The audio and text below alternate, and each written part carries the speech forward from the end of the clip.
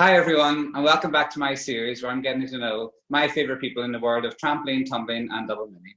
Today I'm joined by world and European team champion, European individual bronze medalist and world individual finalist, Laura Gallagher. Hi Laura, how are you? Hiya, I'm good, how are you? I'm not too bad, how are things? How are you getting through lockdown? Yeah, not too bad. It's not been, it's obviously sucks being away from the trampoline and not, normal routine out the window.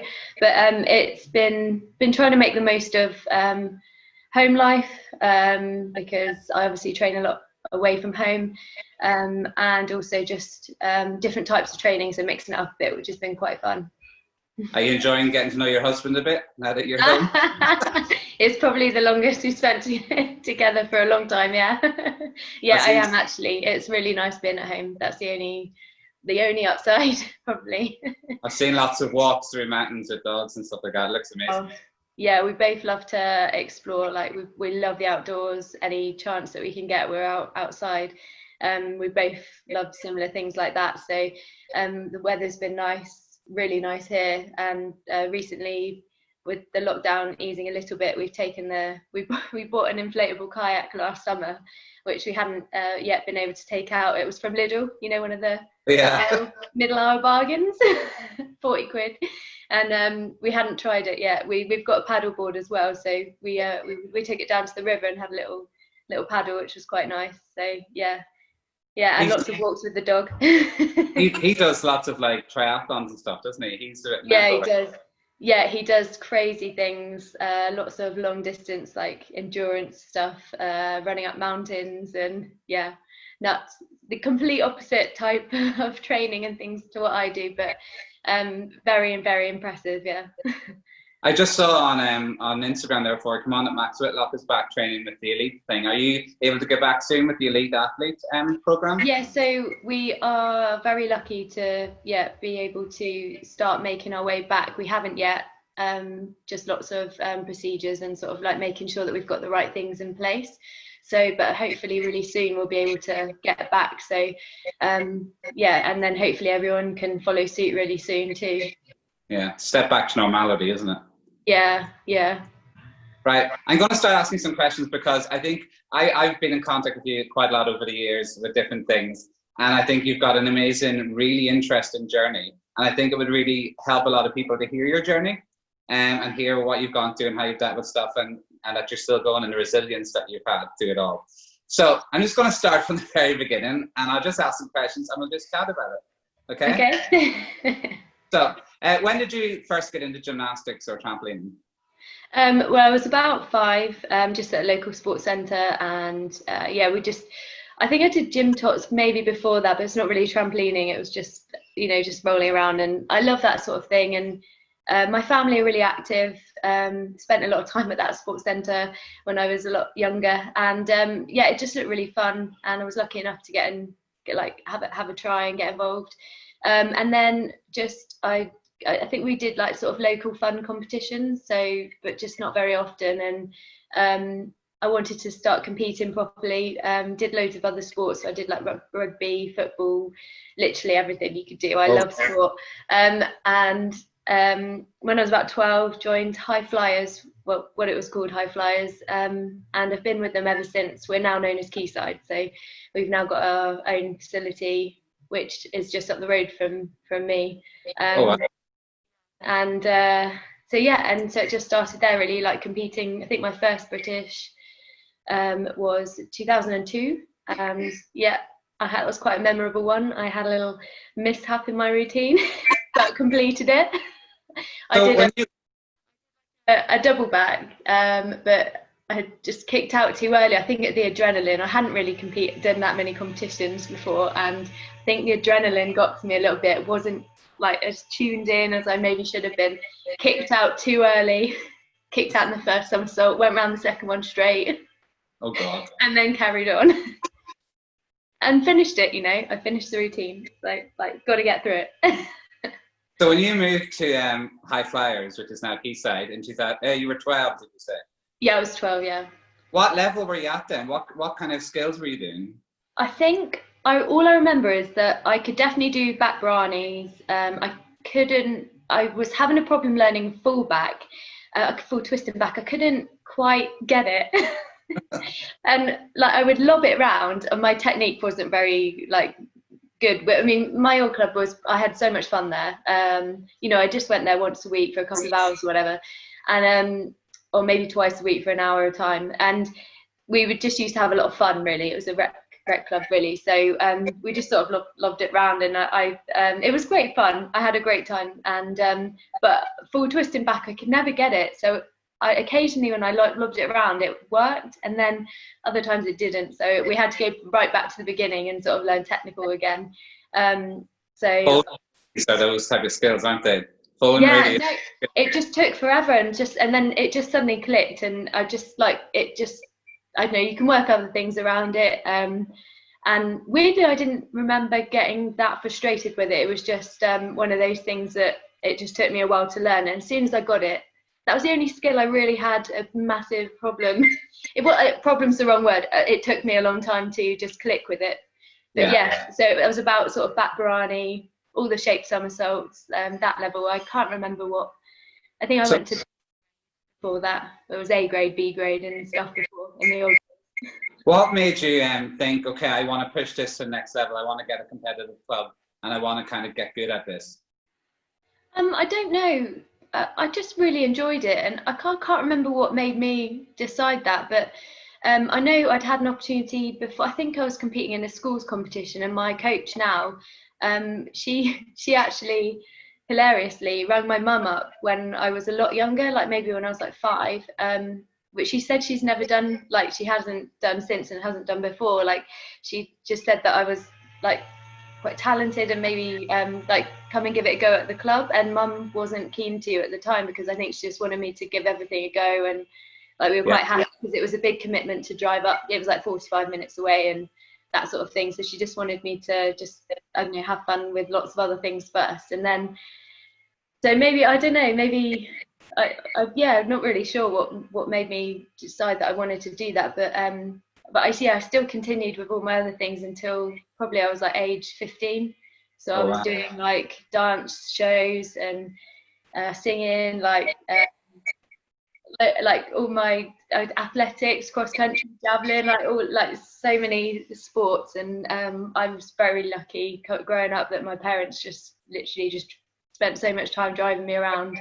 Your mum must have been one of those mums who was never out of the car. She must have been to every... I can remember a Wednesday night. Wednesdays were the best. So I'd get a lift with my school teacher, a science teacher, and she would give me a lift because she lived up the road from the sports centre.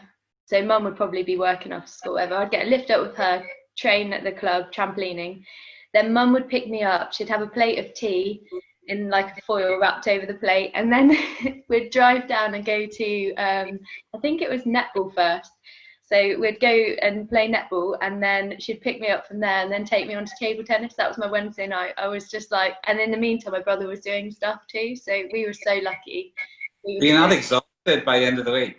I don't know. It was just the way of life. Like we just, my brother and I, we used to make our own like lunches, teas, and I don't know, just quite a busy family. My dad was at work a lot, like until... So I probably didn't see my dad that much in the week because he'd be back at like, he'd leave at 6 in the morning, get back at 5:30 in the evening, and then and we'd be out and doing whatever sports we were doing, and then come back. And I was very lucky growing up, really lucky. So when you moved to High Flyers, was Sue your first ever coach? No, so at Out Bouncers, which was in Bridgewater, which I think, believe, do you know Jake Bailey? I don't think so. Yeah, no, there's a few guys came from there, like in the olden days. So like, it was a smaller. There were a couple of coaches from there, and they took me to like schools competitions and regional competitions, which was good. It was a really good stepping stone. I had a really good experience. So Sue wasn't my first coach. I actually was coached by Di, Helen, and Carl, who are still at... I think I started, we used to sort of rotate round. We used to have groups and rotate round the coaches. And I was coached by everyone. And John as well. So yeah, I had Di, Helen and Carl, and then I went to Sue after around the time of my first international when I was 15.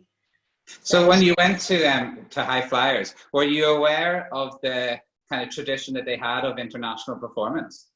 Yeah, definitely. And I remember, like, because going from where I was to start with, it was really like laid back and more of a rec feel, and then this was much more hair in a bun, very, you know, like the rules, but not rules in a, you know, bad way. Rules in a, it was just a bit more like higher level, I suppose, and that was reflective of performance, I guess. Yeah, and I met lots of people there, and it was nice to be like part of a big club. And when we were at Cheddar, we spent we'd have to get up like 9 trampolines and like biscuit mats to go all around the trampolines and decks and everything. So it was like a military operation for like however long I was there, maybe like 10 years.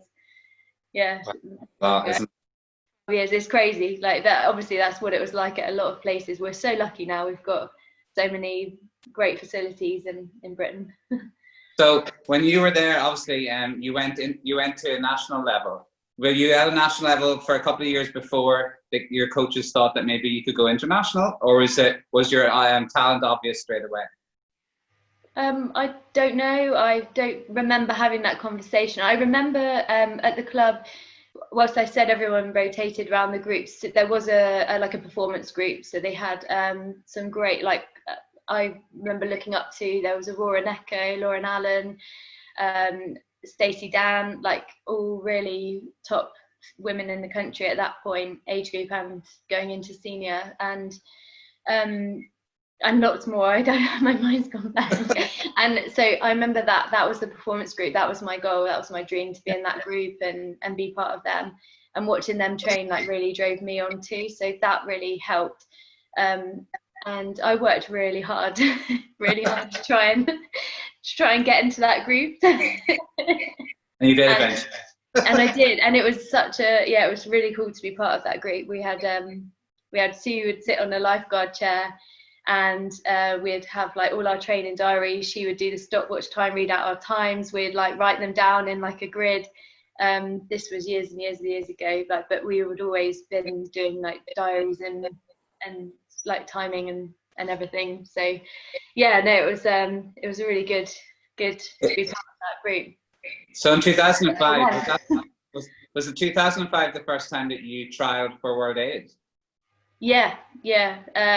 So I think a month before I went to World Age, I went to my first ever international, which was in Ostend.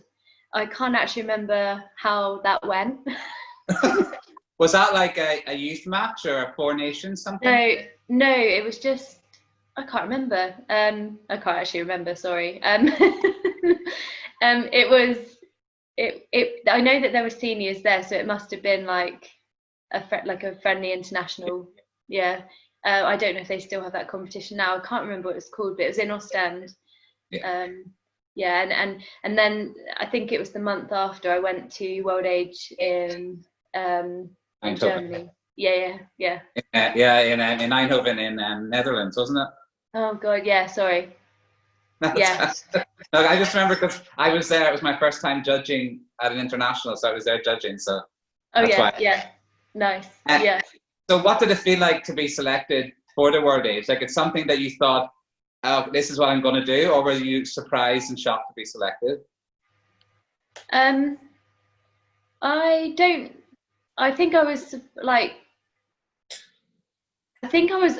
remember about being like surprised and shocked. I don't remember that part of it, and I just remember it was something that I'd worked really hard for, and I was really chuffed to get selected. And like we had such a great team as well at the time, and like because like we had I did synchro of Laura Williams. Do you remember? Oh, from Liverpool. Yeah, from Liverpool. So Steve, her brother, I think he does S&C with Liverpool now, but he was also a trampolinist as well too. But so he had quite a nice team. I remember everything around the competition as well. Things like new experiences, like going to a banquet after a competition, and the excitement that we were like getting dressed up and going to a banquet, and and you know, that part of the competition, you know, that experience alongside the competition, I remember that as a whole.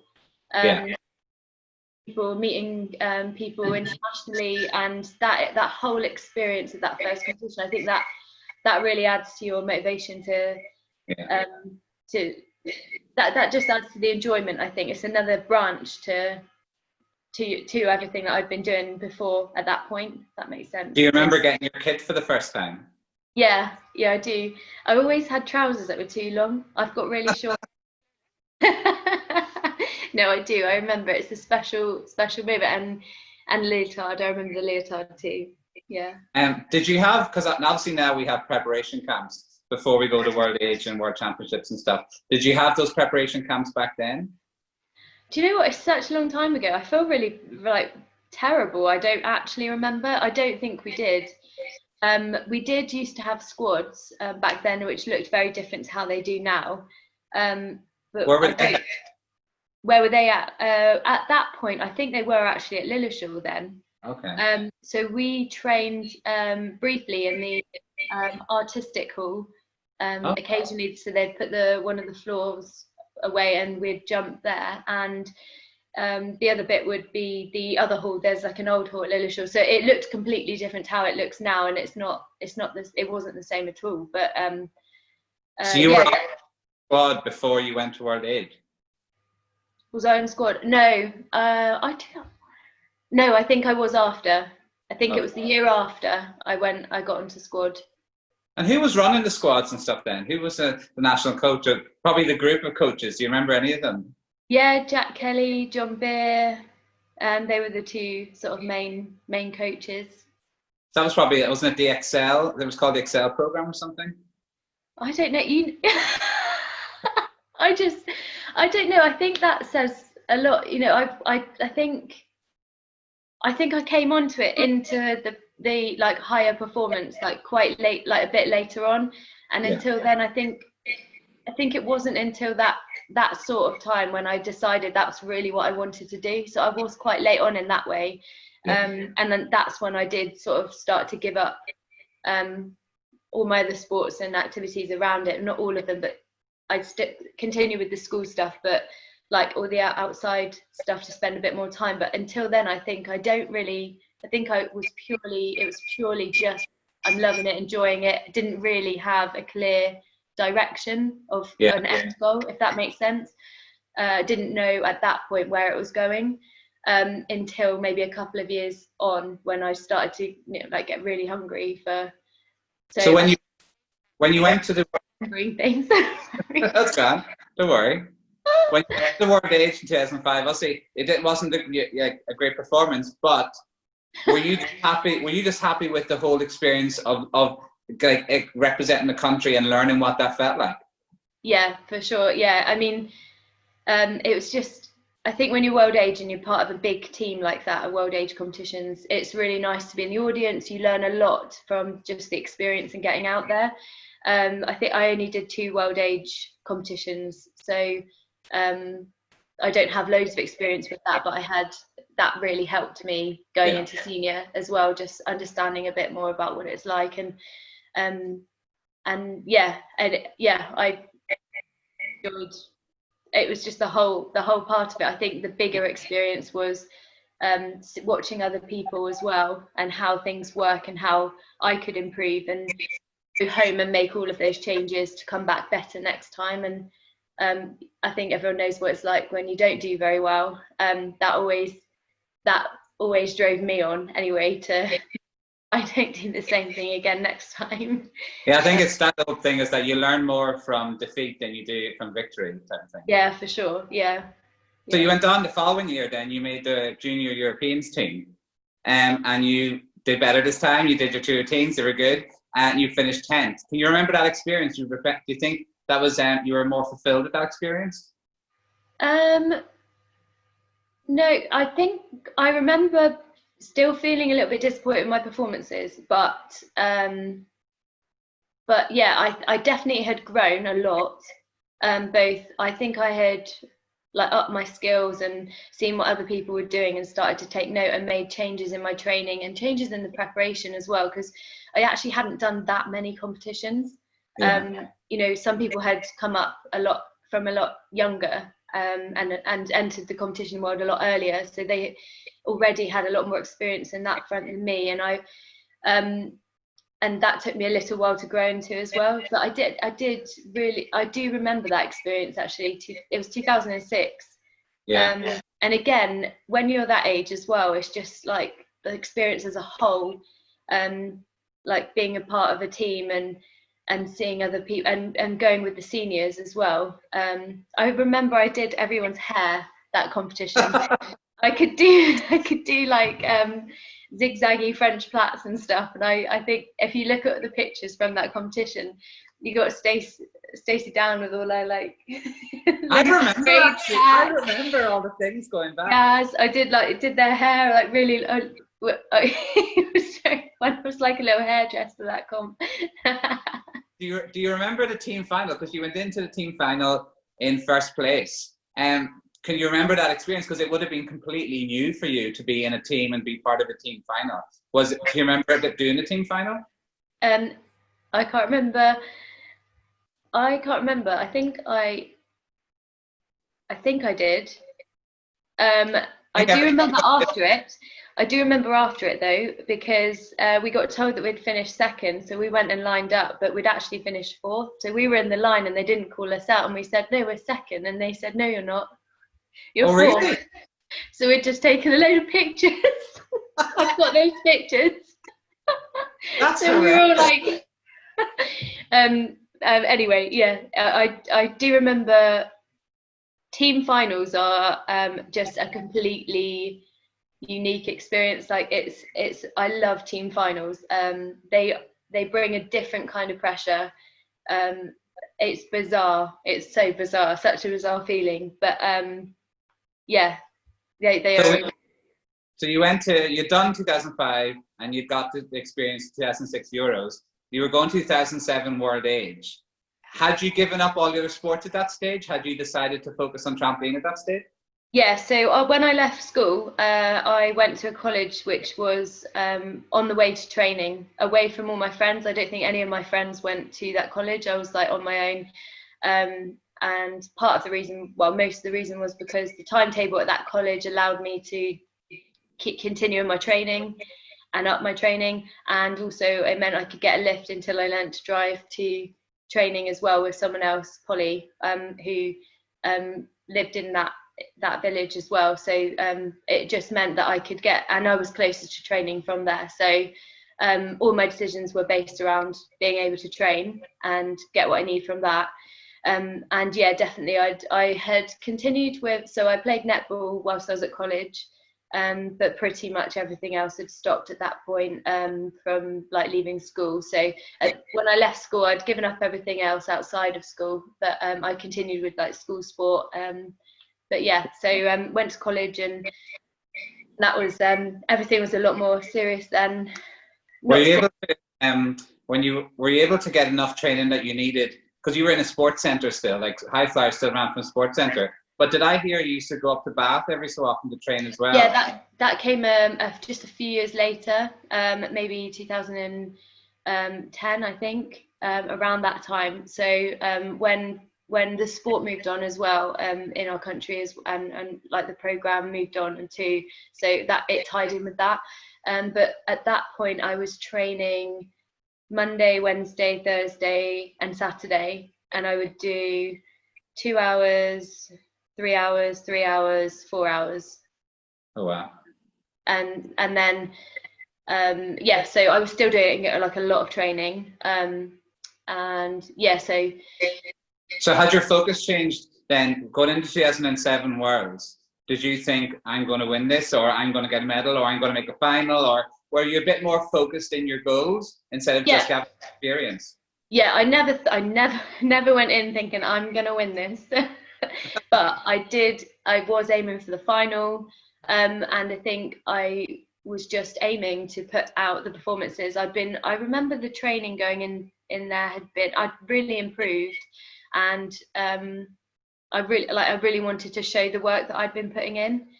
And I remember going into the finals actually in 4th place behind my teammate Cara Jamieson. Yeah. But it was a very close prelim. It was like 0.1 between 2nd and 5th, I think. It was like 0.1, 0.1, 0.1. Yeah. And I had a bit of a mishap. I think I hit the side on the warm-up or something, and I'm really annoyed. It was like the arch of my foot. Have you ever done that? It really sore. Yeah. I remember that being really sore, but like adrenaline and everything else, and I had learned, like, obviously as you go along, and although I was late coming in, I did kind of pick up those skills fairly quickly. I think what drove me to doing that was that I was so desperate to improve the whole time, like get better, and so I think I went into that competition knowing I really wanted to get into the final. When you qualified for the final, because it was so close, did you then think, I think I could push for a medal? I didn't think about the medal. I just thought that I wanted to improve on the performance that I'd done in the prelims, which I don't actually have any footage of that. I've got footage of the final, but I haven't got any footage of the prelims. So, and I can't remember the scores now, thinking back off the top of my head. I can't remember, but yeah, I just remember thinking I want to improve on that routine. I didn't at that point think I knew that wasn't at the forefront of my mind. It was probably in my mind, but I want to get a medal. But it wasn't like. So were you happy then once you'd done your routine? Obviously you did a fantastic routine. Were you happy then knowing that you had done your best? Yeah, I was, and it was really nice. I remember leaving the floor with Cara as well. And we were 1 and 2, so we both picked up a medal. And but yeah, just that I'd worked so hard, and I think when you're at college, it's quite a big change from leaving school. You become there's so much more independence, and just I could see it, like all my new friends, and as well when I went somewhere that I didn't know anyone before. I knew one person. And then just meeting new friends, but actually not going out and, doing the normal things that you might do at college, like going partying and stuff. I don't feel like I missed out. I just was sensible with what the decisions and choices I made at the time, so that I could train. And I worked really hard, and I really made some improvements. It was nice that feeling of was just amazing at the time out there. It was really. Can you remember the moment on the floor, because obviously you were in 5th, I think, in the final, so you're up 4th. Can you remember people just slotting in underneath you each time? Can you remember that feeling? Because it's quite a special. Yeah, I mean, yeah, and it's hard to. I don't know. It does. You have to sort of pinch yourself, and I think that is when it's nice to have your teammate on the floor with you, and to share that with someone. And it was so exciting, really exciting, really, really amazing moment. And I remember phoning my mum, which in 2007 was actually not that easy to do from Canada. So I remember I had a square phone at that time. I had one of those square phones, Nokia's. And yeah, I remember phoning mum and my parents, and being really excited, and it was really lovely. Did you ever have Sue on the floor with you for any of those competitions, or was it always the national coach? Not at those competitions. Sue was on the floor a bit later on. She was on the floor at some World Cups.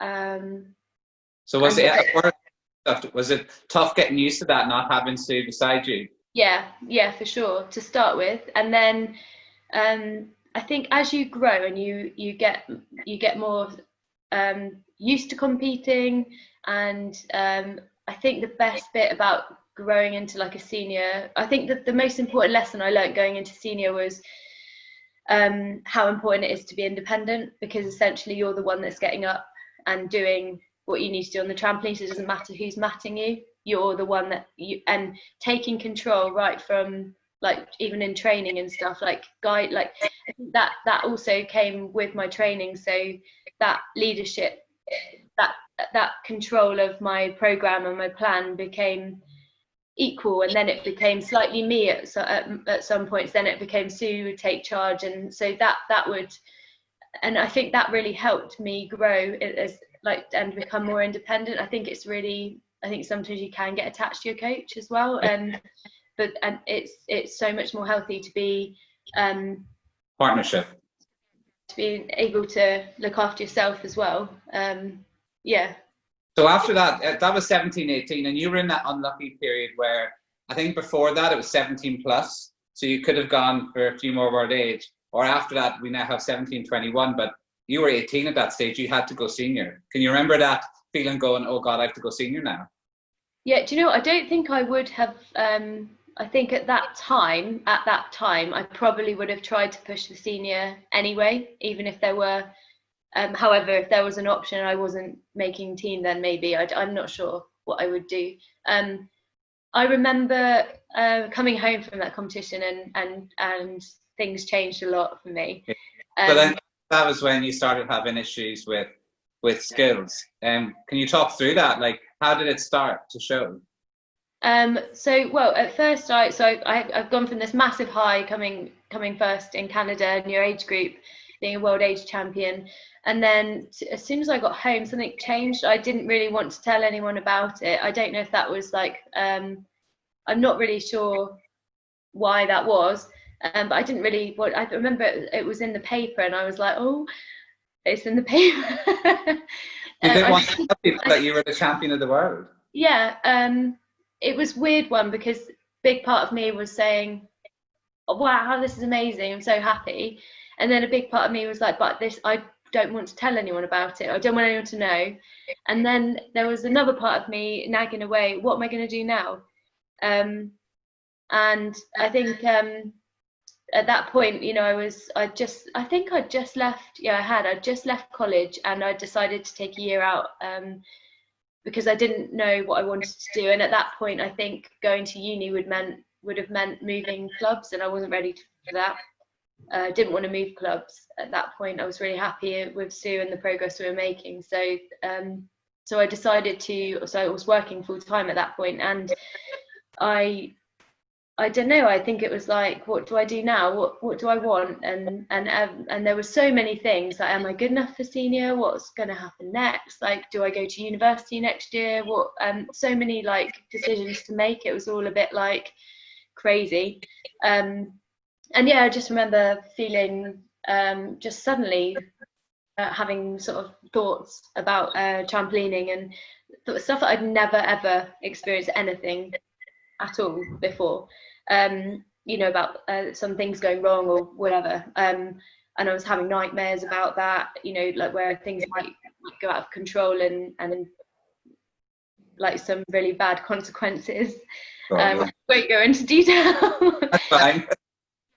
It was a really, really bad time, and then gradually, like at first I was able to continue with the trampolining, and then suddenly I just gradually I started to not feel confident or trust what I was doing, and I felt really out of control on the trampoline. Unfortunately, my coach Sue was actually really poorly when we got back from World, so I didn't feel that that I could talk to anyone about it because I didn't really know what to say, and I didn't, because I'd never really experienced anything like that before, so I didn't really know how to deal with that at all. So I didn't really talk to anyone for a really long time about it. Thought I was the only one to ever experience that in the whole world, which couldn't be further away from reality. But yeah, and just gradually things just got very bad. I was very out of control, and at my worst, I couldn't get on the trampoline at all. Could you not make yourself take off for skills, or could you not even make yourself bounce at some stages? Bit of both. Sometimes I was a little bit out of control, and then sometimes sometimes I wouldn't take off for skill. I mean, I'd seen other people do that before and never really understood it at all. I'd be like, well, you're wasting time, what are you doing? If you're not going to take off, get off. And that happens to you, until it happens to you, you don't appreciate the extreme emotion that's attached to that feeling, like so. Did you, at that point, did you consider quitting or anything, or what was your thoughts going through your head at that stage? No, it took a really long time to do that. I saw about 3 psychologists. I saw a hypnotherapist as well. And I think I'm a sort of person that I've learned that I am the sort of person that tries to work things out themselves. I think I had to work it out for myself what was going on, and I think it's only it's taken until maybe a bit further into my senior career that I realised that actually sometimes there are no answers or reasons, and there's just like a big bucket of reasons or whatever, and then what's the point in trying to find the answer for one, like when you could, it's just like it could have been anything. It could have been anything that triggered that. I think I spent so long trying to find why did this happen, because you normally as a human, I think you try and find the why and then fix the why or answer that, and then you can move on, because a lot of solutions work like that. But I think in this case it was a case of like parking it and starting. I don't think I was ready for any psychological help. I don't think the psychologists I saw weren't able to help me. I think they probably were, but I don't think I was ready to receive that help. How long did it take you to vocalize it to someone? You were saying you didn't tell anyone for a long time. How long did it take you to vocalize it to someone that you were having issues, and who did you vocalize it to? It was probably about 4 or 5 weeks in, when I probably had to, because things started to show, so I couldn't hide it anymore.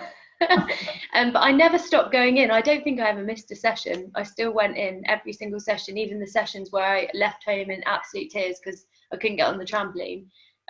Never stopped. I think it only occurred to me, I think Sue put it on the table, I reckon it was about 9 months into this. We were working together throughout the whole thing to try and figure things out, and tried loads of different things, and learned a lot through the whole time. And it was only really when Sue said to me, I think it's time you maybe consider this isn't healthy. Maybe you consider, like maybe this, you should finish, basically. Maybe you should look at that. And that night, I remember very clearly going home from that session, and I was fed up of being upset, upset. I'm not really, I'm not really that sort of person to get upset that much. But yeah, so I remember going home and I got onto the computer and I literally wrote out this crazy plan, and I sent it to Sue, and I was like, see you on Monday. And I wrote out the most detailed plan, to the point where it was like, get into the gym, take my shoes off, put my socks on, step on the chain, get onto the track, the smallest details. I mean, and then together with Sue, we wrote plans, and like short-term plans, daily plans, weekly plans, monthly plans, a year plan, 4-year plan. We did all of that, and gradually things started to build back, and in conjunction with all of the planning, all the strategies I learned through that time. Like we were trying so many things, and we would stick with so many things. We were listening to people, and by the end of that competitive year, got back into competing that year. I actually qualified for my first senior world championships, and so that was 2009. Pardon? That was 2009. So that all took a really long time to recover from, and then gradually I just really built back and learned new skills at the same time, because it wasn't a technical problem for me. It was completely mental and psychological, and it wasn't like a technical.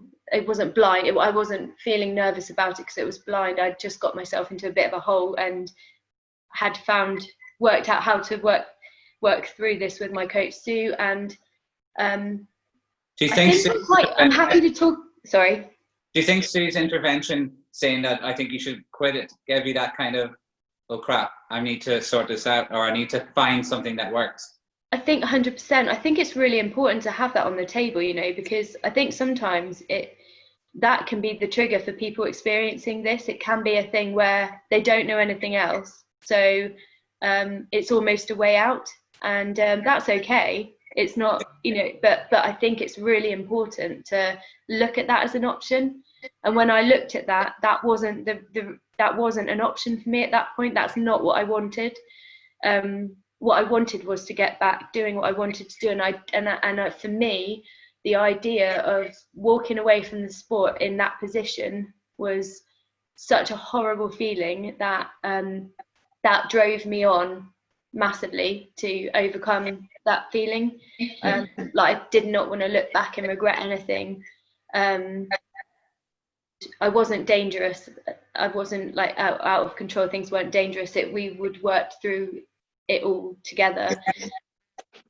But yeah, everyone's situation is like completely unique. But yeah, I think I only am happy to talk about it just because it is so common. And I think the thing that got me was at the time when like I said, I'd seen someone before, do an arm set and not actually take off for the skill, and never understood it. And having experienced it, and like I say, that extreme emotion that's attached to it, that whole pit of your stomach to the choking you, like it's so extreme and really powerful that I never want anyone to feel like that, or feel like they're alone with that, because it's actually something I think is quite common in our, not just in our sport but in other sports and business and everything. Yeah.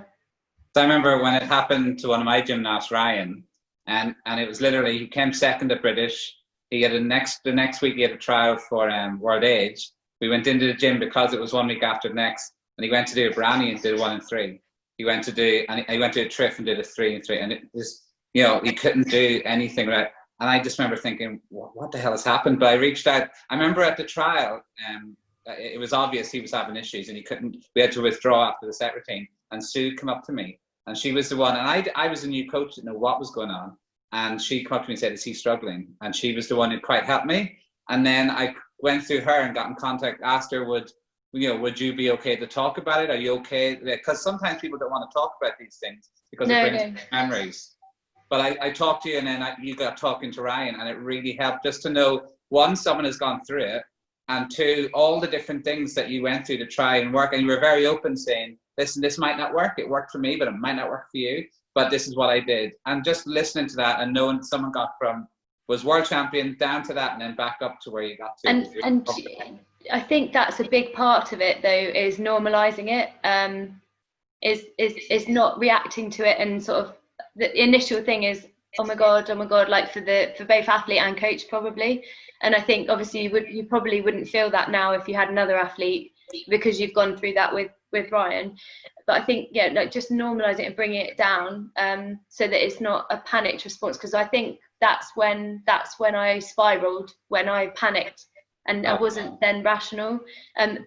But the other thing I was going to say is what worked so well with you and Ryan is the openness between the coach and athlete, and that's how Sue and I got through it as well, because the communication between coach, athlete, and whoever is maybe involved in helping too is really important. And the athlete should be able to speak to the coach, and the coach should be able to listen to the experience, because like I said, when I watched that person doing it and never understood, and I was an athlete at that point, so until you've actually experienced that at that moment as well, I wouldn't have been able, when it first happened, or even probably the year after, I probably wouldn't have been able to articulate why I felt that or what I felt. It just was figuring it out and having to work it all out, and it's quite a slow process. And but yeah, it's worth it. I remember one of the big things you said to me was, you have to remember as a coach that Ryan's not getting up there not wanting to do the skills. He wants to get up there and he wants to do the skills, because you see many coaches getting frustrated at their gymnasts and they can't understand, just do the skill. You've been doing it for years, just do the skill. And they couldn't understand that process. So I remember you saying to me, you need to always remember and be patient, because he's not getting up there not wanting to do the skill. He wants to do the skill. He wants to do the routine. He, like you, he can't be training every day. He can't be training every day because he wanted to get it back. So you have to remember that, and you have to guide him through. So when it came to 2009, did you think at the beginning of 2009 that, okay, I'm ready to make a world's team? Or like, what stage were you at the beginning of 2009? The beginning of 2009, I was at square one almost. So I'd sort of gradually brought my skills back. I was in a place where I was ready to compete again. It just was a building process on the, like, it was exciting. It was life-changing because I learned so many skills. I learned so much about myself, and I learned skills then and in that year before that I would never have learned from any job or anything like that I have now been able to apply in other things that I do. And that's what's so amazing about sport, is that you learn skills like that you might not ever have learned before. And I think that's something that if I would say to anyone struggling with anything like that now, is that if it's for the right reasons and you continue and you work through it, you will learn it. You don't feel like you're pressured and you're behind, because you'll be learning skills that other people won't be experiencing and learning. And it helps competitions. It helped me with my resilience in competitions and things like that. So it was a really good time. So 2009 was it was like this for me, and it was just so rewarding. That year, I don't think I really gave a stuff about medals and things. I was just so happy to be back and loving what I was doing and the improvements, because in that whole year where I was struggling on the trampoline, I still physically worked really hard. I still tried to make those gains in the gym. If I was struggling with the somersault, I'd try and get those like high jumps. I'd still be looking at what I could do to make improvements where I could, if I could. So I had access to that level when my mental side sort of psychologically caught up with my physical side as well, when we were in so when I did qualify, it was such a satisfying feeling, because that was your first British Championships and you came fourth. And at that year, and I only came fourth because I did a double. I did my last move and then bounced back onto the. Oh no, I didn't. It got classed as, it was meant to be straight, and it got classed as a tuck skill, and it was actually a puck skill. Last skill, don't ever do that. Squeeze. But after the year or two that you'd come off, oh god, go to your first senior British Championships and come forward and qualify for Worlds later that year. That must have just been you on a high. I was loving it. It was such a incredible feeling, and all that hard work. I mean, not even sure if any medals that I've won since has come close to that feeling of pride, because I know how what a rut I was in at that point with and how difficult, and how I had to, like, how difficult that comeback was. And little did I know it was the start of many. So the Worlds that year, obviously, it's probably safe to say the whole team had a bit of a shocker. I think the team finished 11th, didn't they? But you were back on the world stage. Was that the main thing you took away from that year? That you got back and you got back on the world stage? Yeah, it's the most frustrating thing, going to the competition, working so hard and coming away with that result. But it was my first senior competition, but I 100% learned, and I never wanted to. I mean, you never want to feel like that again once you've come away from such a disappointment. But yeah, it spurred me on, and it was a stepping stone. It really spurred me on, and I was in the form of my life going into 2010 European trials, which I think I won that trial, and then a week later had a nasty knee injury, which put me out, which a month later I missed. We missed the European Championships, which was the Ash year, Bulgaria. So unfortunately I missed that, but literally it was like, come back. Because there was only 3 girls in the results, so you are selected. But I was selected. Because I won the first trial, and then literally I was training a week later, and I just kneed my chin and did some really bad damage to my knee, which I have to manage even now. And it put me out for like 6 months ish. So you didn't compete at 2010 Worlds either.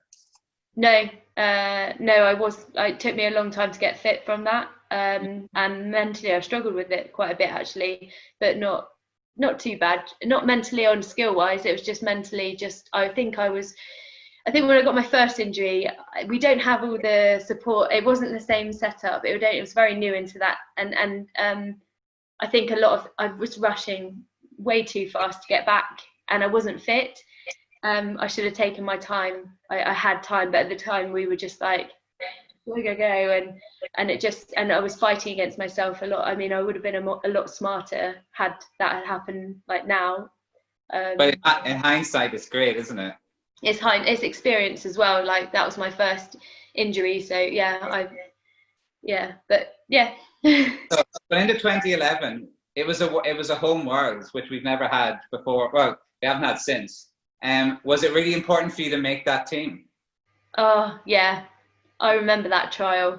I remember that well. That was at Bath Uni, and yeah, I'd had like sleepless nights there for maybe a couple of weeks before. I remember going into training, literally like so.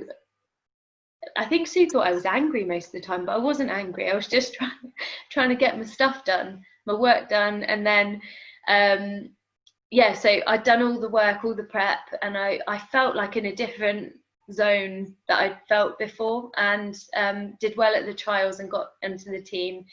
And it was just such an incredible experience. The school I was working at took a coach full of kids, and they were sat literally where our stuff was, like in the arena. So, and it was just so cool. That was really awesome to see the kids that I see in the school, like they're clapping for our team, and yeah, I think like we put on some great events. it was just brilliant. Did you feel the pressure? Because obviously that was the Olympic qualification as well. Did the team feel the pressure of that?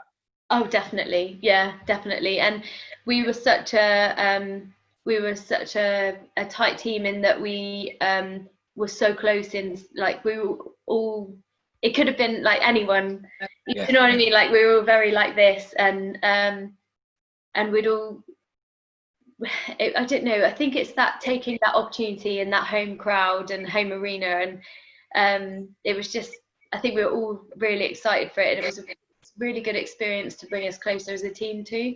But yeah, it was nuts. It was really crazy. Because what was the feeling? Like obviously Kat made the final and got an Olympic spot, but you were 11th and only 0.15 from the second Olympic spot. Like, did that feel, I've smashed it, I've done really well, or do you like, oh, it's so close? Do you know what? It was absolutely horrendous, because we were in the first flight in the morning, and we then had to sit, and I was in the final right up until 7 o'clock in the evening, when one of the last competitors from America performed and pipped me. Oh no. And so it was a double whammy, missing the final and missing a second Olympic spot by 0.15, 0.01. Yeah. I mean, just devastating. It was awful. It felt really, I think I cried because it was just so close.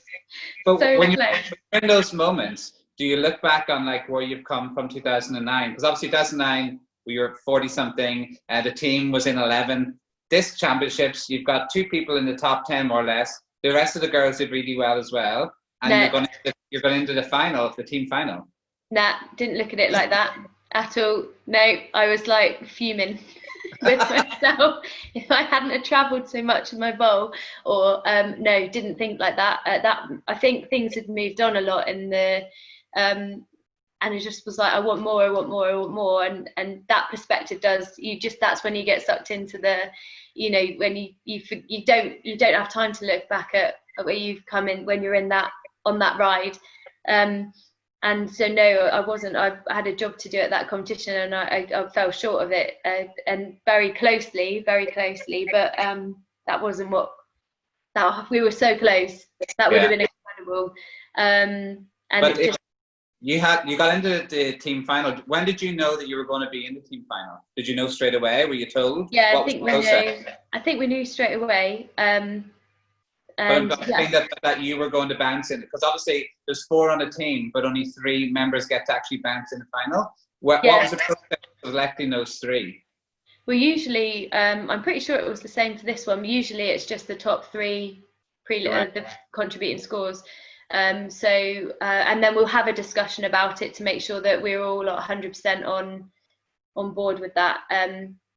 Because that's just like, obviously, we all need to make sure we're like on it.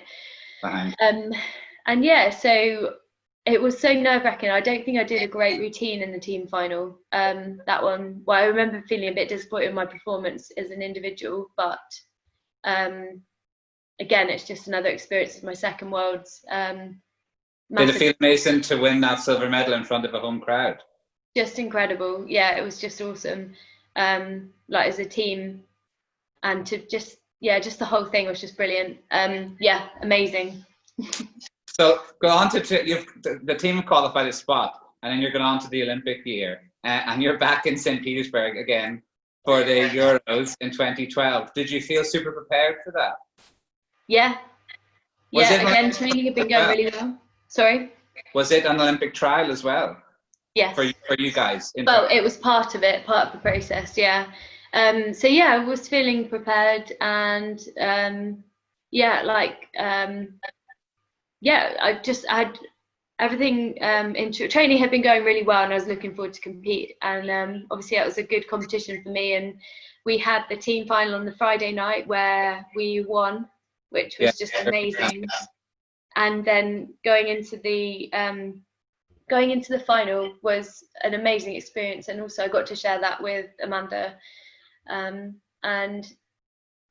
yeah, just when I found out that I'd won a bronze medal, that was just such an amazing experience. And then I remember I got drugs tested. Well, we were meant to be having drugs testing after it. I think it was a bit chaotic, so it ended up not happening. But yeah, so that was all. It was just such an experience. I think even then, even though it was only like my sort of, I don't know what, 3rd senior year. You just learn so much every time, and I'm still learning now. It's just, it was just a good. Yeah, because you went from 6. You always see when you get into the individual finals, you seem to be very good at stepping up, because you went in 6th and you stepped up to 3rd, like you did in your world age where you went in 5th, stepped up to 1st. Like, do you feel like you're able to step up? Do you feel the final is a little bit less maybe pressure in a way that you're able to step up and do it? It's a funny one, because the pressure, I actually really like the pressure, and like team finals, I've always managed to step up and deliver in the team finals, and I sort of, it's a different kind of feeling. So, but yeah, I think, I don't know, I think that, I mean, I wanted to feel the feeling that I had after when we won the night before. I really wanted to get onto the podium. So I really put everything into my performance, and I remember going to the side on my, I think it was after my tuck riff, so move 4. I went to the side and I could see the spotter move like loads as well. But I remember I was so like, I'm getting through this routine, and I remember getting back into the middle and then like bosh, and just feeling so good when I finished. But yeah, so I think. Yeah, I can step up in pressured situations as well. Yeah, I didn't feel any less pressure than like a prelim. So then after Europeans, you've done so well. You were then obviously in the running then for the Olympic selection. Going into the final Olympic trial was in the Liverpool Gala, wasn't it? Yeah. Did it all come down to that trial, or like, because obviously, like you said before, you were so close, all of you. It could have been any number of one of you. What is that trial like? Oh, the trial was incredibly tense. I don't think I've ever competed at anything so tense in my life. Big crowd, sort of like very close to the trampoline, that was silent most of the time. Eerie, very nerve-wracking, very exciting at the same time. Yeah, it was an experience. Yeah, I was there. I was in the crowd, and I remember thinking this is just, obviously every gala you've been to, it's just so many people competing at the same time and medal presentations in the corner, and it's not really made a big deal of, but all of a sudden, and they brought in national people, they brought in some of the juniors, like Pam took part just to kind of make it an event. And I remember thinking, this is a lot of pressure. This is probably more pressure than the Olympics or something. No, yeah, it was nuts. And you know what? It was a really good competition. Everyone delivered. Everyone stood up and delivered. But yeah, it was a high stress. Yeah. It was and obviously gutted to but yeah, it happens. Were you still motivated after the Olympics to keep going? Like, did you go and watch the Olympics? Yes. Sue and I went. We were in the crowd. It was an incredible atmosphere. Yeah. And did that give you that thing of, I want this? Yes. I think there was a bit of a dip after the trial. I think that's a natural thing to have. It was such a big build up. I lost my nan the week before the trial as well. So it was, so we had like that week I had my nan's funeral, and like, it was just all, like, it was a big month. She had the build up, and then, like all of that. And so not just that, the whole of the year had been a big build up. So it was a bit of a dip after that, I would say. Did you take some time off? No, didn't take any time off at that point, because it still was what I wanted. And I guess in hindsight, maybe I would have taken some time off. But I didn't, and I was driven. It took a little while, but I was absolutely motivated and driven to continue. Do you now, because you said there that you probably should have, are you now more conscious of psychological offloading as well as physical offloading? Oh yeah, so much more experience. I think we've got such a good support team around us now as well. Like, we've all learned so much over the years, and I think, like, we only went to the Olympics in 2000, and I think the sport's grown so much in this country, and like, we like I said, we only started having like strength and conditioning support and all of that added into the program in 2010. So it's not that long, and it takes a long time for like knowledge to come, like, to grow, and for I think someone that came from outside of that and then having to learn whilst everyone else learns with it as well, if that makes sense. It's quite we're so good now that it is so good now that we have all of that ready to deliver for everyone coming up, and we got such that are able to feed that to like the people that are coming up under us. The structure completely changed. You're talking about all that structure you have now. The biggest part of it changed in 2013. So then, you know, our chairperson changed from Martin to Sharon Wood.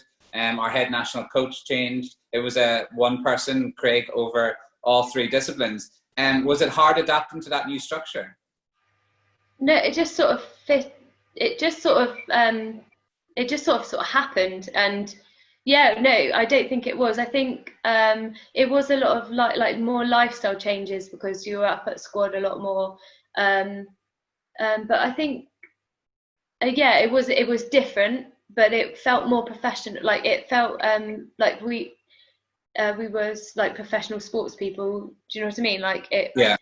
I think we were for a while because I think that had started to happen already. But yeah, it did feel different. But I didn't think that it was like a huge change because we were heading that way anyway. Like, yeah, it was just the next step in what was already happening. Probably from the outside, it looked like a bigger step. But if you were living it and you were in it, maybe it was just the next step in it. Yeah. So going into 2013 Worlds, obviously it is all one big team now, and that big team feeling was there. Did that help you at the competition?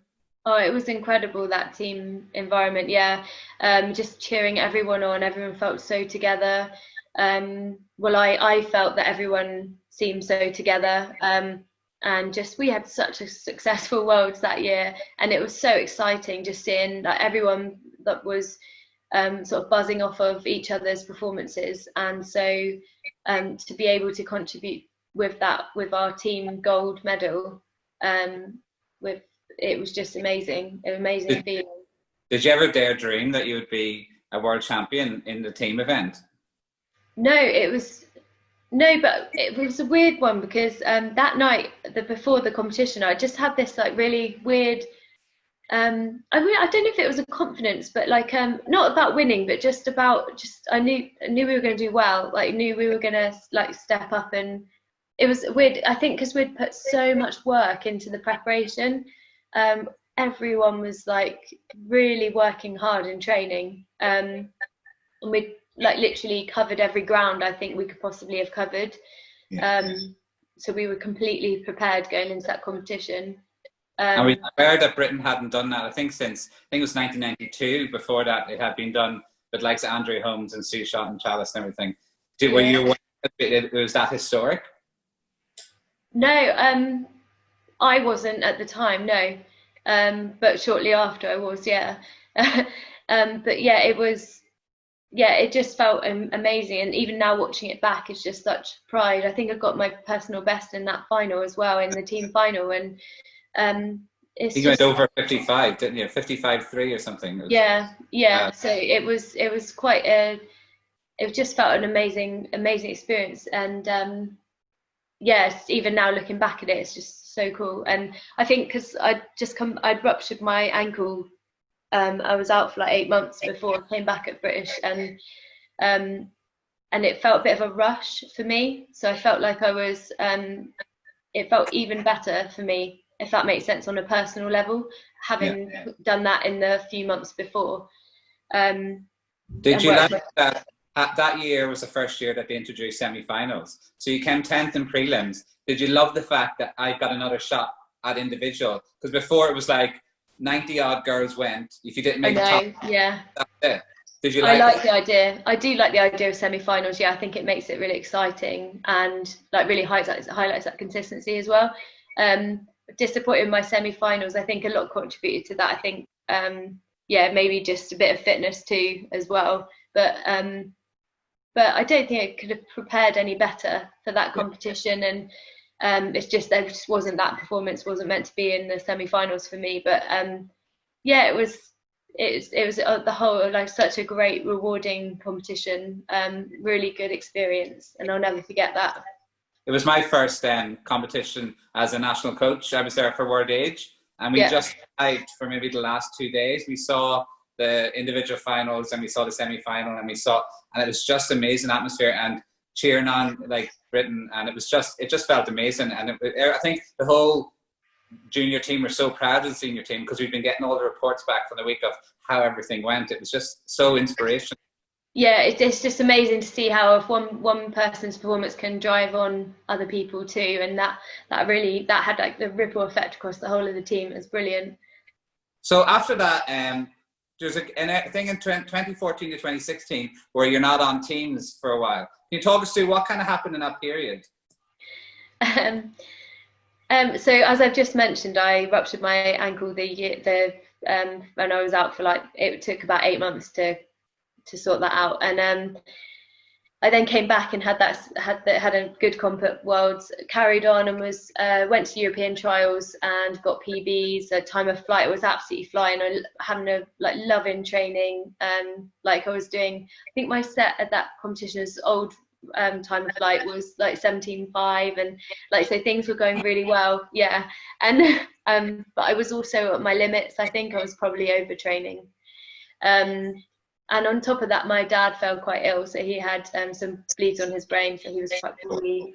And I also was getting behind with uni as well, because by this time I was studying with the Open University around as well. So I would say that I was under, I think there was just a bit of psychological loading maybe, and then as a result of maybe overtraining and pushing my limits too far. I just struggling with my leg, but that again is just experience. I think obviously I would never train how I was training back then now, but it was just one of those where you kind of on a roll and you roll with it. And but yeah, so Europeans for me 2014 as a personal wasn't the best experience because of everything that was going on at home and things like that. So but yeah, and then unfortunately I came back from 2014 Europeans and injured my back, which put me out for 10 months. That was quite a long period out. In that period, did you stay on the national team and get all the support and help and medical and psychological help from the team? Yeah. So I had lots of support, and but it was a really tricky one with backs, as I've learned. It's they're really hard to rehab, and you can do something and it seem okay, and then do something else, and it's a very funny one with backs. So it just took a really long time to come back from that, and do you know what, I think over the years, I think with my career being like literally like injury doing really well, injury doing really well, or whatever, I think that it just started to break me and like play on me, and I'd worked so hard every single time throughout the whole career. I was so driven, and I just think maybe I was carrying a bit of the weight of that, and I wasn't letting that go. I was holding on to the fact that I've had injury and not had a sustained period of time for training, and not allowed to see how far I can go with a big block and things like that. And things just sort of spiraled a little bit, and I didn't have a successful return to competition. And as a result, like, I came off of funding, which is quite right. I had all the support during it, and unfortunately I didn't come back and get the results which were needed to stay on funding. So I completely understood that. And but yeah, I just really struggled to return to fitness, and just got myself into quite a dark place. I think as you get older as well, and I just didn't know what to do, or like what I wanted, and I hadn't quite achieved what I really wanted to do. And then situations of maybe because you come off funding and you weren't sure what you wanted to do, was there any thoughts of giving up at anything at that stage, or retiring? At that point, when I came off funding, absolutely not. I was still completely driven, but I think it just was still on a spiral. It was like literally on like a whole year downward spiral, and I hit rock bottom after European trials, and like literally just got into such a rubbish place, and yeah, I didn't really know what to do with myself.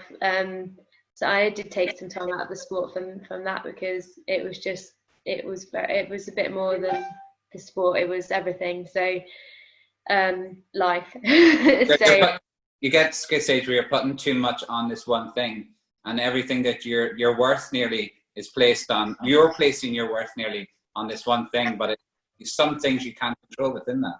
No, and I think just like the feeling of missed opportunities, etc.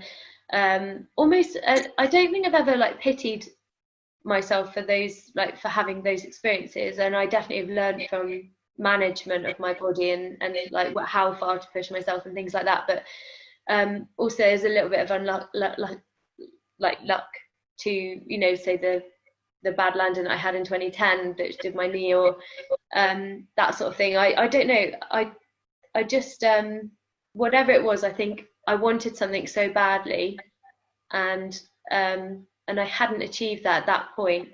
And at that moment, I wasn't sure I wasn't sure where I could go with that. And it was just a big, like, it just all came to a head, I think.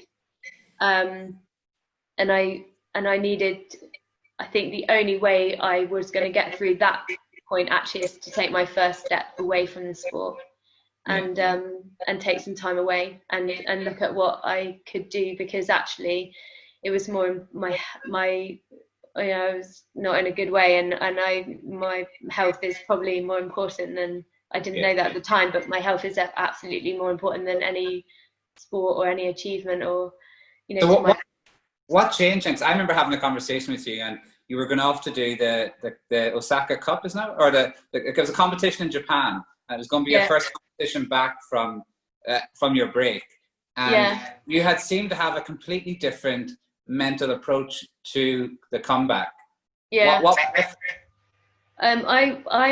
The big turnaround was when I was searching for a new job. I just did the process of an interview, and you have to go and you have to sell yourself, and you have to explain why someone should employ you and what skills you have and what you have done and what you've achieved and that sort of thing. And I realised actually they have had a lot more to me than just my sport. There are other things to my identity as other than just a success in one competition or another or an achievement. And it started the healing process because I met my boss, Anne, who was just an incredible lady, and I really clicked with her straight away. And she was really into hockey, so she's like a massive sports fan, and she got me into hockey, and I had a great time playing with them.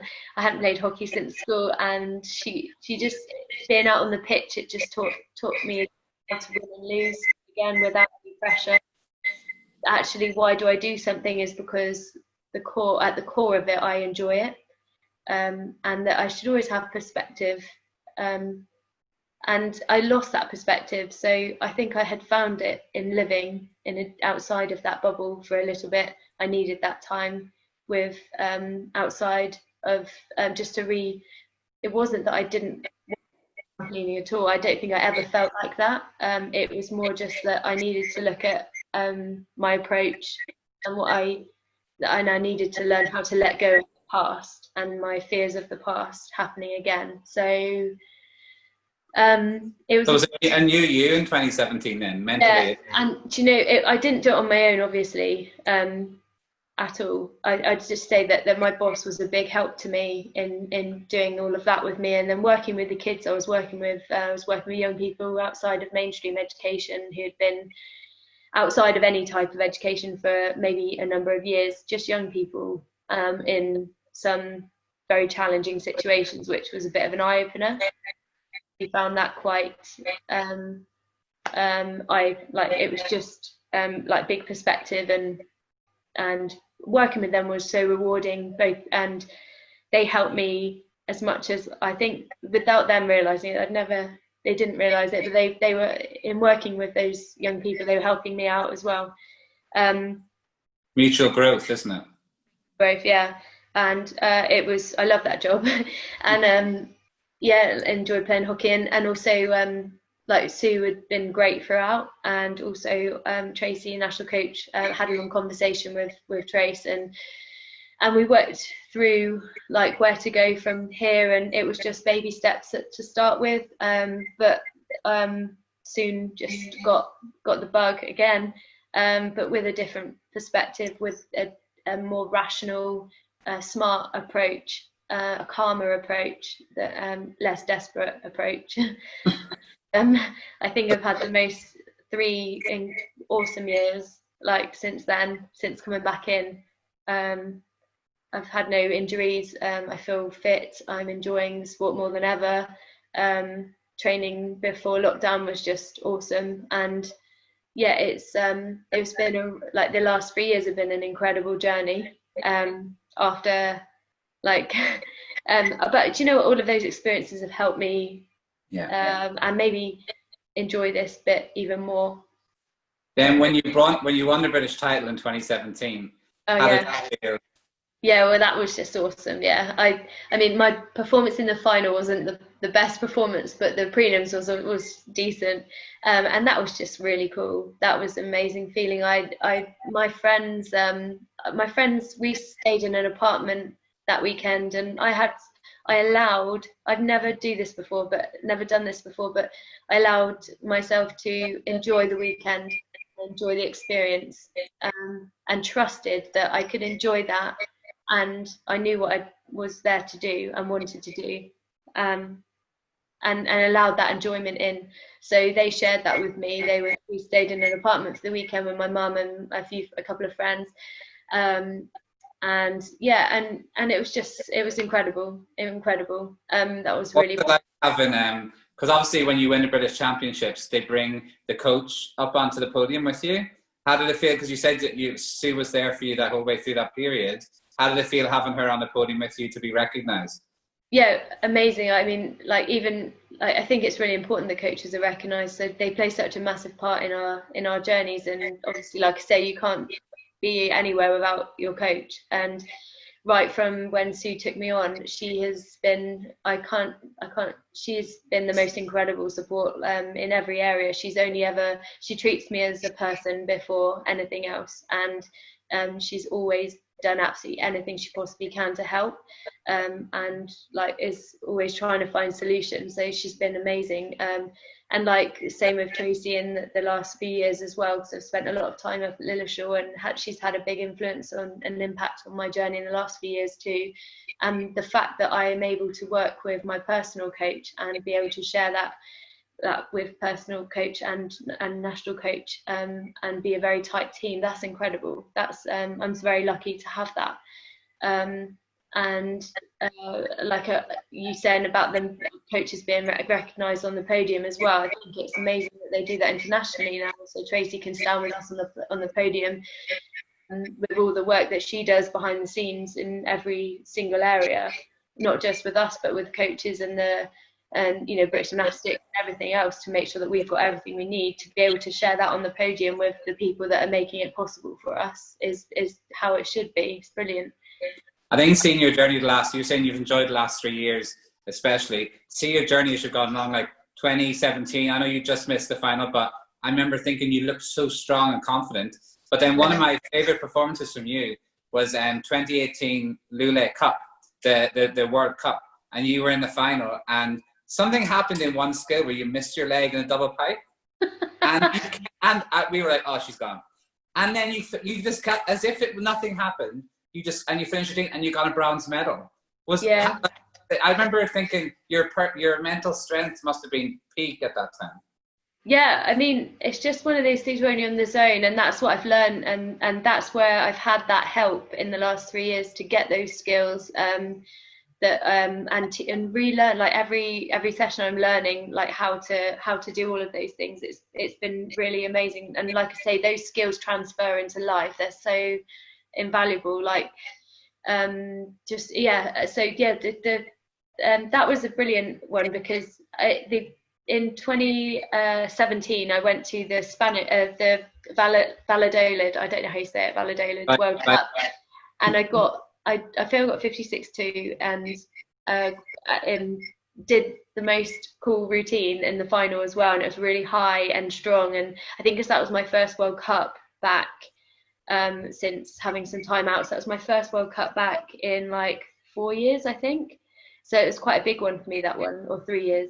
And that felt amazing. But I didn't get a medal. I came fourth because it was just one of those incredible finals that everyone was like amazing. And but I just missed out, and it was like one of the best performances that I've done as well. And but yeah, like Lule was good, and it just goes to show you never give up on your routine. Like think in the moment, and sometimes that happens naturally, and sometimes you have to really work at that. Being present in the moment, and that's really hard when you've only got a split second to think about it. But I didn't have time to think, oh no, I've missed my leg. I needed to finish that routine. I think it's all led up to 2019. Obviously 2019 is the beginning of the Olympic qualification process, and it just seemed you were on fire. Like, I know at the end of when you did that Lule Cup medal, and Worlds didn't quite go to plan, but World Cup after World Cup after World Cup in 2019, you're hitting finals, you and Bryony, you're just smashing it. And then you get to 2019 Worlds and you make the final, and you secure an Olympic berth for Great Britain. I did Minsk finals in 2019, and that was one of my I really enjoyed those performances. Again, it was a really good final. And then going into Worlds, I had everything set on, like Bryony had been delivering at all the World Cups. She'd done an amazing job at that. And going into the World Championships, on a personal level, like obviously missing in 2011, and like I was just so hungry to try and make sure that I could get into a world final. I hadn't made a world final individually. And that was just something I really wanted to do on a personal level. And then on a greater level than that, I was just really, really wanted us to get 2 places. And I wanted to be responsible for us qualifying us to 2 places. And because obviously there's different routes in. and I really wanted to make sure that we were that was an option for us. So so yeah, just putting in a really good prelims. I think obviously I think they're really tense competitions, Olympic qualifying events. I think you could see that at the whole competition as a whole. But being on the floor in that an amazing arena and using all of the work I'd done with the team as well, like with all the preparation, is just so important going into these events, so that you can use as much energy as possible on the job that you're there to do. And yeah, just after the semi-final and I found myself in third place, it was just like I actually didn't have any words for that. It was it was quite, it's just, I think all of that, everything had just, all of the last years, like several years, had just all like come together for me in my mind. And that it felt like such a weird personal moment for me. Like, I know it was for the team, and it was for the team, and that's that, but it also felt like quite a personal moment for me. And yeah, but yeah, I'm very proud to have done that for our team and get our first spot, and hopefully we can finish with another spot next year. Do you look back on, because you were saying about how everything, you weren't in a good place and you trained too hard, you put so much focus on it. Do you look back and see your growth now in the past 3 years psychologically as a person, of how you handled that pressure and how you're handling this whole process now? Yeah, I think there was a pie chart that I saw that you've probably seen. It sums it up for me. You see a pie chart and you see what you think hard work is, and it's the pie of everything's hard work.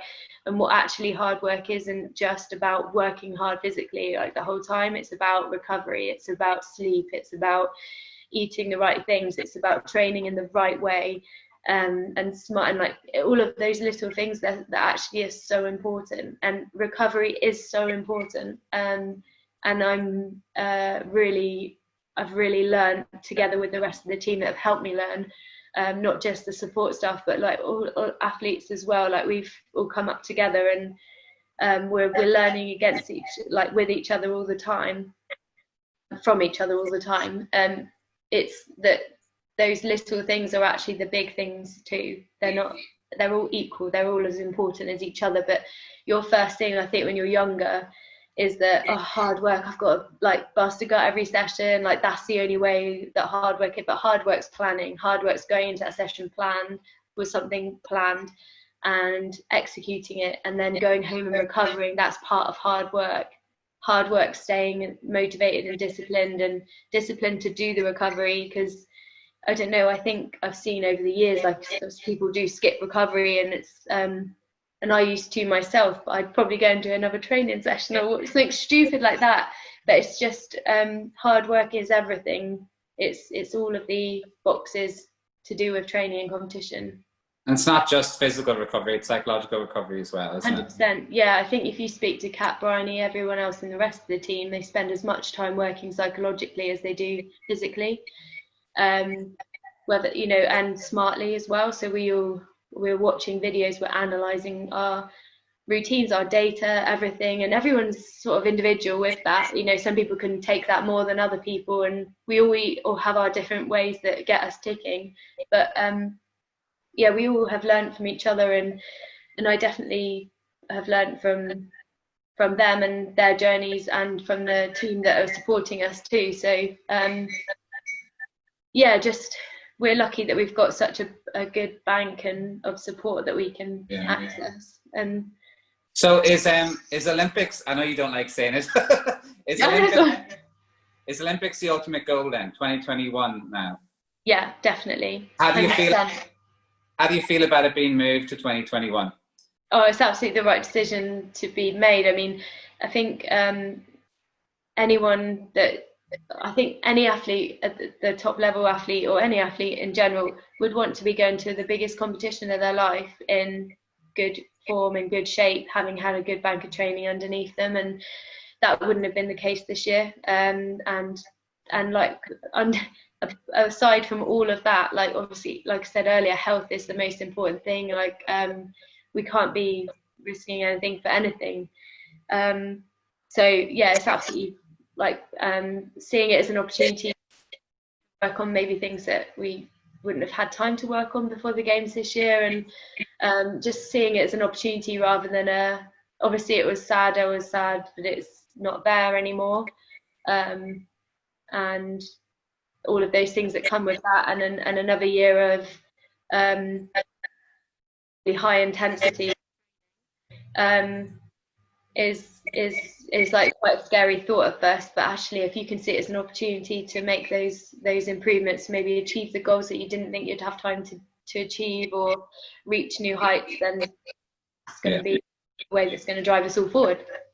I think I reached out to you after they announced it because I know like there's gymnasts who like Izzy and stuff at the beginning of their career and they've got so many years, but I always feel then there's gymnasts like yourself who are probably coming towards the end of their career, and this is maybe the pinnacle of when probably retirement is coming after. So it's nearly putting your life on hold for another year, because in your head when you're going to retire, when you're going to go up is a certain point, and if this might be adding another year onto that.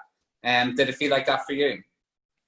Yeah, I guess in some ways, yeah. I'm 31 now, so everything I've been working for since I came back into the sport, certainly, but obviously before then, which this was always my goal, to compete at an Olympic Games and compete well at an Olympic Games. And I mean, yes, it's a difficult one, because I think, like I just said, I think you train, and your training block is set for that goal there, and so everything in the last several years has been gearing towards that goal, that Tokyo. And so to add another year on, regardless of what you're going to do after that, is a hard adjustment to make mentally and physically, because you're going to have to reset and go for another year. But I think if you're smart and you can use this time to reset and reset and regroup and get your energy back from, because it's quite high, and it's very intense, and it's like high pressure, and yeah, and good things, it's like a good thing too, but yeah, I think it's a difficult one for anyone, but yeah, I'm 100% focused on next year, and yeah, looking forward. What does life look like for Laura Gallagher after retirement? What is your plans for the future? Lots more adventures. I don't know. I've got lots of things that I'm starting to do. I'm working with the Kelly Holmes Trust at the moment, with their training programs. I started that this year, and I'll be working with young people and just gaining as much experience as I can. And I've finished my degree now, so I'm just looking at my options and what I would like to do after I finish sport. But I don't think it will ever leave me completely. Yeah, lots of adventures, maybe a bit of traveling to start with. Yeah, but I don't know when that will be. But yeah, so it'll be something to look forward to, a new chapter. So we've talked about like a lot of your career there. What can you pinpoint as being your best moment so far in your career? Could be in a result, or just a moment, or anything where it really stands out to you as being, one of your top moments. I do think that that getting the Olympic spot for us in Tokyo, and not just that, just like going into the final in Tokyo in that arena, and is a really special moment, given how it was like all of that energy and all of that work in the last few years since I came back, in a new mindset, all just came together, and that felt really special. Who's been your biggest support throughout your career? Oh, that's a hard one. Obviously Sue's been there, like in terms of like for everything, I suppose. But my husband Matt has been amazing. He is always there, and always seems to know the right things to say too, as well, even if it's stuff I don't really want to hear. Most of the time it's brutal, but it's good in a good way. Like, it's very supportive, and yeah, very, very lucky. Does he get it because he's into sport and does triathlons and into push himself? Does he get it a bit more? That helps, but I am an overthinker as well, and he is not. So that also helps, because he's sometimes if I'm overthinking something, he'll be like, and just put it very simply, and I'll be like, okay, I've got it. I've got it. Like So that helps. Yeah, no, I think it definitely helps him being sporty, and I think also because I've been training away a lot, like Monday to Friday at the moment, so that's a lot. I'm away from him every week pretty much. Obviously not at the moment, lockdown, but yeah, that's what my life has been like for like last 18 months. It's quite a big lifestyle change. It's quite hard on him too. So yeah, just really grateful that he does understand that and sees. Is always able to talk me through and rationalize it, and always sees the other side. He's very like neutral and level-headed, and all of the things, very calm. I think all of the things that are very helpful when you're not calm. I'm quite rational, but do you know what I mean? Sometimes it's nice to have it's the balance. Balance. Use the balance. Yeah. And so we're coming to the end now, because we've probably gone over time a bit. But I want to know, what would be your biggest piece of advice that you would give to a gymnast starting their journey now? If you could come up with one main piece of advice. Don't miss any opportunities. Don't regret anything. Like, make the most of every experience. And like, I think there have been many times when I've wished that I hadn't, that I had enjoyed something a bit more, and that, you know, like, so just enjoy everything. That's where everything comes from, and start enjoying stuff and making the most of every opportunity. So you can't look back with any regrets. Cool. I think we'll leave it there. But thanks a million for joining me, Laura. It's been, on a personal level, I'd like to thank you for all the advice you've given me over the years, and help you've given me in my coaching and my dealing with issues and stuff at Ryan. It's been phenomenal. That's why I wanted to get you on board today, because you have such an interesting journey, and you have a lot to give to the sport. Oh, thanks, Simon. No problem. Oh. And thanks for joining me. And I'm sure we'll probably see each other soon at some competition or something like that. Yeah, definitely. Yeah. Cool. But thanks again for today. No worries. No worries at all.